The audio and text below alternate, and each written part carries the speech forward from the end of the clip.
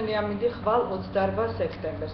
დასავლეთ საქართველოში დროგამოშვებით უბრალიანობა მოიმატებს უმეტეს რაიონში ხანმოკლე წვიმას და ერჭექს ველოდებით. დაუბერავს დასავლეთის მიმართულების ქარი 10-15 მეტრი წამში. ჰაერის მაქსიმალური ტემპერატურა დაბლობ რაიონებში 18-23, მთიან რაიონებში 15-20, მაღალმთიან რაიონებში 5-10 გრადუსი სითბო. აღმოსავლეთ საქართველოშიც დროგამოშვებით უბრალიანობა მოიმატებს. დღის მეორე ნახევრიდან ზოგან იწვიმებს ერჭექთან ერთად. შესაძლებელია სეტყვა. იქროლებს დასავლეთის ქარი 10-15 მეტრი წამში.